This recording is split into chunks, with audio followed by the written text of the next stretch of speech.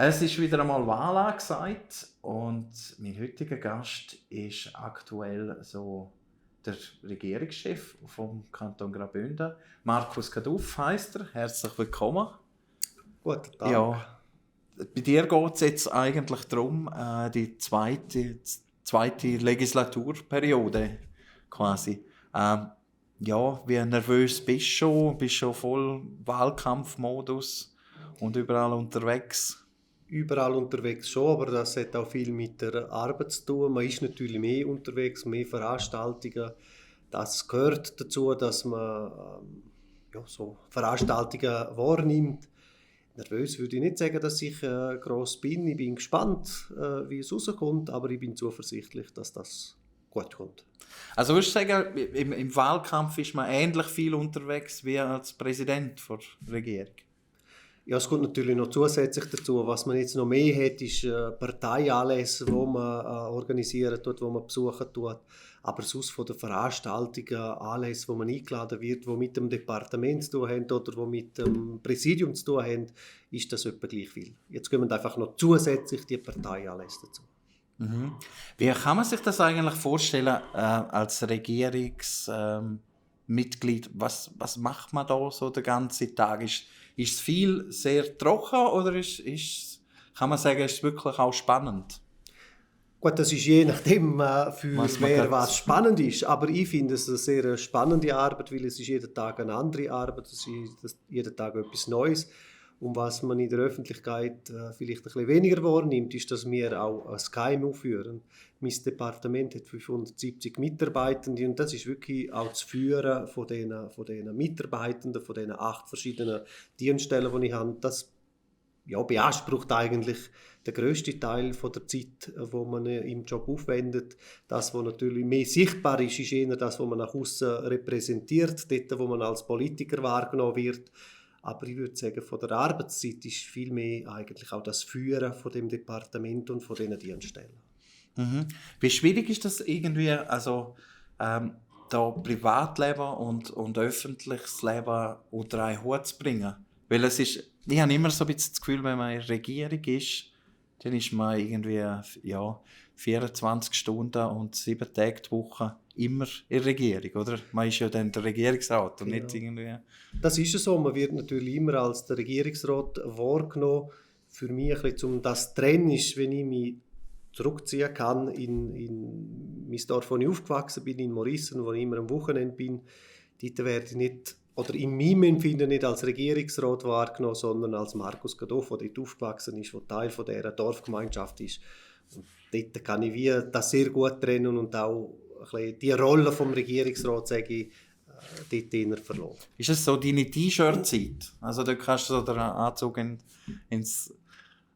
den Schrank hängen und mal mit dem T-Shirt rumlaufen oder so? Definitiv, ja. Das ist dort, wo ich meine Freizeit verbringe, wo ich am Biken bin, wo ich aber auch im T-Shirt rumlaufe. Genau. Ja, okay. Ihr seid ja jetzt da mit einer Dreierkandidatur eigentlich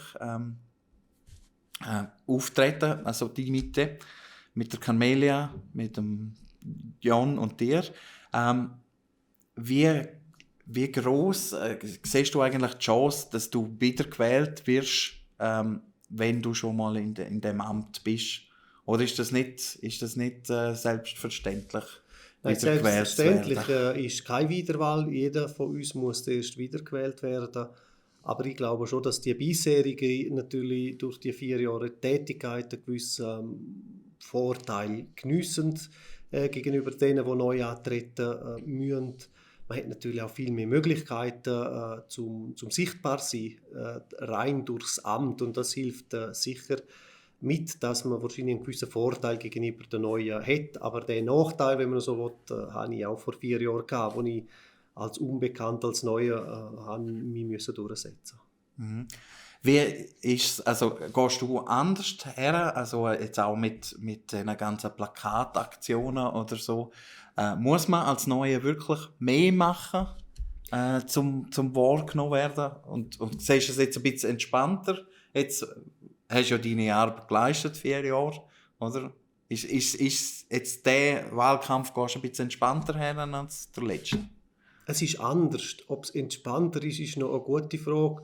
Aber vor 4 Jahren habe ich einen Haufen Veranstaltungen auch noch selber organisiert. Es war aufwendiger gewesen. Jetzt kann ich natürlich viele Veranstaltungen nehme ich von Amtes wegen an solche Teil, weil ich jedes Jahr an eine Delegiertenversammlung gehe, beispielsweise von Gastro Graubünden oder eine Mitgliederversammlung vom Bauernverband. Dort gehe ich, weil das in meinem Departement ist. Und vor 4 Jahren habe ich wie extra dort hin müssen oder auch selber noch Veranstaltungen müssen organisieren.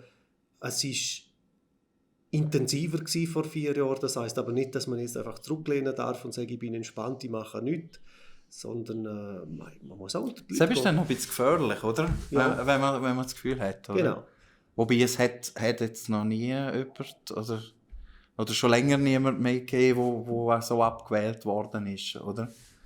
Nein, das ist nicht üblich, aber das heisst nicht, dass es nicht passieren kann. Ja. Aber ich glaube, ja, wir haben jetzt die letzten 3,5 Jahre unsere Arbeit können leisten. Die Bevölkerung weiss etwa, was wir gemacht haben, für was man sich einsetzt, was wichtig ist. Und das war auch sichtbar gewesen, und darum glaube ich, ja, bin ich zuversichtlich, dass das so gut kommt. Was sind denn so die grössten Erfolge, wenn du jetzt so zurückschaust auf die Legislaturperiode, was dir sehr gut gelungen ist und vielleicht auch ein paar Sachen, die vielleicht noch ausbessern könntest oder irgendwie... Oder kann man das, ist es schwierig zu bemessen, dass du jetzt sagst, ja, mal das und das und das ist sehr... Ja, es war natürlich eine spezielle Zeit gewesen, oder? Ich war 1 Jahr im Amt und dann haben wir Corona gehabt. Also ich weiss fast nicht, wie es ist, in einer Regierung zu sein, ohne Corona. Ohne Pandemie. Und dort ist natürlich die Bewältigung von dieser Pandemie, das Vertreten von den Interessen von der Wirtschaft, das ist natürlich meine Rolle als Volkswirtschaftsminister. Wohingegen der Kollege Bayer die Rolle oder die Sicht von der Gesundheit hat müssen einbringen. Und das ist die Aufgabe gewesen, um einen Weg zu finden, der sowohl die Gesundheit der Menschen schützt, aber auch die Interessen von der Wirtschaft berücksichtigt. Und ich glaube, das haben wir gut geschafft, und das würde ich auch sagen, wenn ich als Erfolg würde bezeichnen, dass man sich da hätte können für die Bündner Wirtschaft einsetzen, weil ich glaube, wir sind nicht schlecht durch die 2 Jahre Corona-Pandemie durchgekommen. Mhm. Es hat aber schon auch ein paar gelüpft, oder? Also so, wie siehst du jetzt das? Also, gibt es da schon Statistiken, dass Firmen vor der Pandemie, wo es noch geht, also weißt du, so von Firmenpleite, Ding, kann man da schon etwas sagen, irgendwie, dass es doch auch ein paar... Ja, aber im Umkehr, also nicht so, wie man erwartet hat, was wir in den letzten 2 Jahren gemacht haben. Also es gibt immer Konkurs. Das gibt es jetzt vor der Pandemie gegeben, das hat es während der Pandemie gegeben und das gibt es jetzt wieder. Aber wenn man schaut, der prozentuale Anteil, hat man gesehen, dass während diesen 2 Jahren, wo der Staat unterstützt hat, hat es weniger Konkurs gegeben als vorher. Und jetzt sind wir wieder zurück auf dem Niveau etwa vor der Pandemie, was Konkurs anbelangt. Das heisst eigentlich nicht anders, als dass man auch Strukturerhaltung gemacht hat, dass man Betrieb am Leben erhalten hat, dank den Hilfen, die sonst vielleicht am Markt nicht hätte bestehen können. Man kann jetzt auch sagen, man hat vielleicht sogar ein bisschen über das Ziel geschossen, aber die Haltung war ja immer, dass man gesagt hat, es soll kein Unternehmen wegen der Massnahmen, die man ergriffen hat, um die Pandemie zu bekämpfen, Konkurs gehen. Aber es ist nicht so, dass jetzt mehr Unternehmen Konkurs gegangen wären während der Pandemie. Im Gegenteil, es sind weniger Konkurs gegangen und es hat sogar relativ viele Gründe gegeben. Die Statistik gibt es. Mhm. Also haben die Massnahmen gegriffen, eigentlich, die ihr da ausgearbeitet habt? Auch? Die Massnahmen haben im Generellen sicher gegriffen. Es gibt natürlich auch hier einzelne Betriebe, die zwischen Bank und Stuhl gegangen sind, die unter Umständen auch müssen ihre Tätigkeit einstellen aufgrund von dieser Pandemie. Aber es ist fast nicht möglich, bei so vielen Unternehmen, wie man in der Schweiz hat, für jedes einzelne Unternehmen genau die richtige Lösung zu finden. Wir haben uns bemüht, dass man alle gleich behandelt, dass es faire Behandlung ist. Und ja, es gibt halt da und dort sicher solche, die zwischen Stuhl und Bank gefallen sind. Mhm. Hat Corona auch irgendwie alles ein bisschen alle anderen... Also ist ja nicht nur die Wirtschaft und die Pandemie, oder? Also in deinem Departement.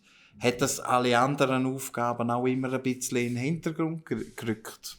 Ja, es hat Prioritäten verschoben. Wir haben die ganze Härtefallentschädigung, Kurzarbeitsentschädigung, die bei mir im Departement gelaufen ist, mehr oder weniger mit dem bestehenden Personal müssen abwickeln.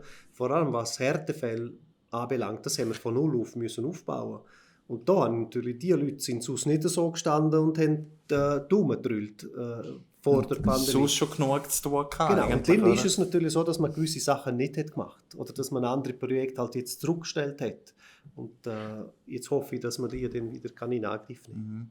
Was sind das so für Projekte? Also wirst du dann jetzt auch, wenn du wieder gewählt wirst und wieder das gleiche Departement kriegst, dort dann einfach wieder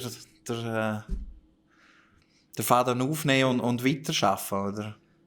Genau, also wir haben ein Projekt ist sicher die ganze Innovationsstrategie, die wir aufgebaut haben, wo wir gewisse Sachen haben können umsetzen, wie ein Technopark in Langquart beispielsweise, wie ein ZERC, also ein Zentrum, das sich mit Auswirkungen, Risiken von der Klimaveränderungen beschäftigt in Davos. Aber da hat es noch viele Projekte, die wir eigentlich weitertreiben möchten, die man jetzt wieder aufnehmen kann. Das Zweite ist die ganze Geschichte um Digitalisierung, wo wir sicher 1 bis 1,5 Jahre Verspätung haben auf der vorgesehenen Fahrplan. Dann haben wir die Frage von der Erschliessung vom ganzen Kanton mit Ultrahochbreitband, wo wir nicht dort sind, wo ich mir das vorgestellt habe. Das sind sicher so Projekte, die ein Stück weit gelitten haben, wenn ich das so bezeichnen darf, weil wir andere Prioritäten müssen setzen mit der Härtefallentschädigung.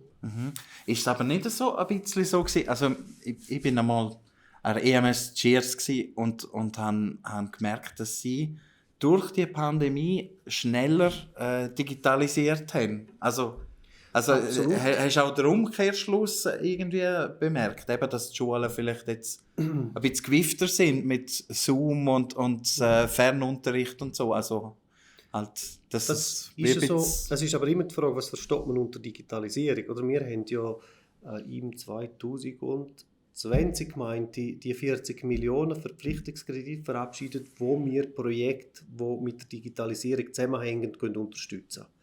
Und da haben wir ja vorgesehen und jetzt auch aufgebaut, dass man einen Verein GR Digital gründet, dass man einen Fachrat hat, wo so Projekte, die eingereicht werden, beurteilen tut, wo dann der Regierung eine Empfehlung gibt, ob man das jetzt fördern soll oder nicht. Und das Ganze, um das Ganze aufbauen, etablieren, Geschäftsstellen installieren, das hat ein bisschen mehr Zeit gebraucht, als wir uns das vorgestellt haben. Aber das andere stimmt natürlich, gerade was wenn man unter Digitalisierung der virtuelle Austausch versteht, das hat einen rechten Schub erfahren. Ja. Oder auch, eben, sie haben dort irgendwie auch, dass das Papier eigentlich ein bisschen verschwindet aus dem Unterricht, dass jeder seine eigene Device hat, im Prinzip, ja. Was hast du so von der Pandemie und auch ein bisschen gelernt? Also kannst du sagen, als Politiker in der Pandemie hat man irgendwie auch so ein bisschen schneller gelernt zu entscheiden oder kannst du auch irgendwas Positives mitnehmen aus dieser ganzen Zeit? Also was wir sicher gelernt haben, gerade in der ersten Welle, oder glaube ich, gerade wo die erste Welle ein bisschen am Abklingen war, haben wir unser Risikomanagement überarbeitet. Wir haben dann wirklich im April 2020 eine Liste oder eine Matrix mit über 50 Risiken, die eine Pandemie mit sich bringt. Und da gerade dann gesagt, was sind Massnahmen, die wir ergreifen müssen, um diese Risiken ein Stück weit zu mildern. Und ich glaube, das ist das Erfolgsrezept gewesen, dass wir vorbereitet sind auf alle möglichen Szenarien. Das ist für mich sicher ein Learning, aber auch, wie funktioniert der Staat? Wie funktionieren die Kantone mit dem Bund zusammen? Da gibt es einen Haufen Optimierungspotenzial. Wie funktioniert der Kanton zusammen mit den Gemeinden? Das ist auch spannend gewesen. Ja, und auch der Austausch mit der Wirtschaft, dass das enorm wichtig ist, gerade für mein Departement, dass man die Anliegen von der Wirtschaft kennt, von der Gastronomie, von der Hotellerie, von allen Akteuren, die in der Wirtschaft sind. Und da haben wir ja den runden Tisch installiert, wo man sich regelmäßig getroffen hat, um genau zu besprechen, ja gut, welche Massnahmen machen die Sinn, wie können wir die pragmatisch umsetzen. Das sind wichtige Elemente in dieser Zeit. Also würdest du sagen, hat es auch jetzt Politiker selber und Gesellschaft im Allgemeinen auch ein bisschen zusammengerückt, das Ganze? Nicht unbedingt, am Anfang schon. Aber man hat ja dann gesehen, und das ist, glaube ich, auch normal, je länger die Massnahmen andauert haben, desto mehr hat es ja 2 Gruppierungen gegeben. Am Anfang war es wirklich ein Zusammenrücken, fast ein bisschen eine Lethargie, ein Schock. Man hat nicht gewusst, was erwartet uns. Und je länger das Ganze ist, desto mehr hat es sich wieder auseinanderdividiert.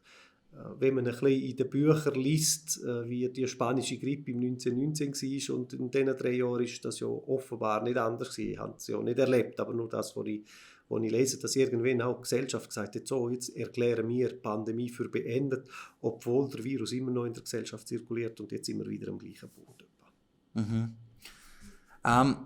Gleich freust du dich, jetzt auch mal so Politik machen ohne Pandemie? Oder dass halt jetzt, ja, wenn du an eine Veranstaltung gehst, es nicht immer das erste Mal mit Mundschutz und es wird das erste Mal darüber behalten Abstand und so. Also, wie ist das so für dich jetzt halt auch wirklich wieder öffentliche Veranstaltungen teilzunehmen, ohne jetzt gerade ums Fricken auf all die Massnahmen zu schauen müssen? Es war natürlich befreiend gewesen, dass man diese Massnahmen wieder hätte können aufheben und sagen, man geht wieder ein Stück weit zurück in die Normalität, weil der Mensch ist ein soziales Wesen, der Mensch sucht den Austausch, das ist, glaube ich, auch wichtig für uns alle, dass wir uns mit anderen treffen können, dass man die Gespräche führen kann, dass man das gesellschaftliche Leben geniessen kann. Und das ist befreiend. Und natürlich ist es schön, dass man wieder kann sagen, ja, man kann wieder zurück zu so viel Normalität wie möglich. Ich hoffe, dass das auch so bleibt und dass im Herbst nicht eine neue Variante kommt, die wieder zwingt, zum weitere Massnahmen zu ergreifen. Das hat immer so ein bisschen die Gefahr, oder? Also, so eine gewisse Unsicherheit, ja. Ist das auch schwierig gewesen für euch als Regierung? Ja, ihr seid ja da eigentlich auch ins kalte Wasser geworfen worden, oder? Also, ja. Ja, natürlich, das ist wirklich ein Sprung ins kalte Wasser. Wir haben nicht gewusst, was uns erwartet. Wir haben nicht gewusst, wie sich die Epidemie wird entwickeln. Man hat am Anfang auch nicht genau gewusst, was für Massnahmen helfen überhaupt, um da das ein Stück weit einzugrenzen oder auch die verletzlichen Menschen zu schützen. Ja, und das war ein Lernen gewesen. Und natürlich hat man auch Fehler gemacht und hoffe, dass man aus diesen Fehlern auch lernen und das nächste Mal die nicht machen. Oder die nächste Generation oder die nächste, die dann so Massnahmen ergreifen, auch von den Fehlern, die wir heute gemacht haben, profitieren können. Eben, du bist jetzt die 4 Jahre Volkswirtschaft zuständig gewesen. Hättest du ein Departement, jetzt, wenn du wieder gewählt wirst, wo dir auch noch sehr zusagen würde? Oder also, wenn du jetzt gerade wünschen könntest, würdest du lieber noch mal 4 Jahre in dem bleiben? Oder ich bin in meinem Wunschdepartement. Ich bin Agronom, ich habe die ganze Landwirtschaft bei mir. Ich habe vor der Regierung immer in der Privatwirtschaft geschafft, bin sehr verbunden mit dem Tourismus. Raumplanung interessiert mich. Also ich bin wirklich im Departement, wo ich mich sehr wohl fühle. Daheim. Und könntest noch 4 Jahre bleiben, auch gerne, oder? Das entscheidet natürlich am Schluss das Gesamtgremium, das muss man schauen, aber ich fühle mich wirklich daheim dort, wo ich bin. Ja, vielleicht als abschliessende Frage, warum sollten die Leute, jetzt kommt so die klassische Frage, so, warum sollten die Leute unbedingt die wählen, ja, für die nächsten 4 Jahre als Regierungsrat? Ich glaube, es ist wichtig, dass man eine Arbeit mit Freude macht, dass die Arbeit auch wirklich Freude bereitet. Und die Arbeit, die ich jetzt machen durfte, die letzten 3,5 Jahre hat mir sehr viel Freude bereitet, mache ich sehr gern. Ich habe jetzt auch die Kontakte auf nationaler Ebene können aufbauen, um mich einbringen, zum Kanton mich einbringen.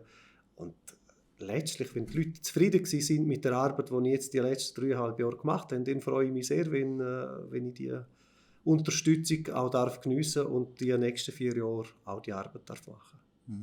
Bist noch lange nicht fertig in dem Fall? Nein, es gibt noch einen Haufen zu tun. Das wird auch die nächsten 4 Jahre nicht langweilig. Nein, das ist super. Ich sage danke vielmals. Es war mega interessant, mal hier hinter die Kulissen zu schauen. Danke auch. Ja, viel Erfolg. Merci. In dem Fall, ja. Falls euch das sehr gut zugesagt hat, was der Markus Geduff da gesagt hat, sein Name auf den Zettel schreiben und Daumen drücken in dem Fall. Ja, das wäre es schon gewesen vom Gespräch heute. Danke, dass ihr zugeschaut habt und bis bald.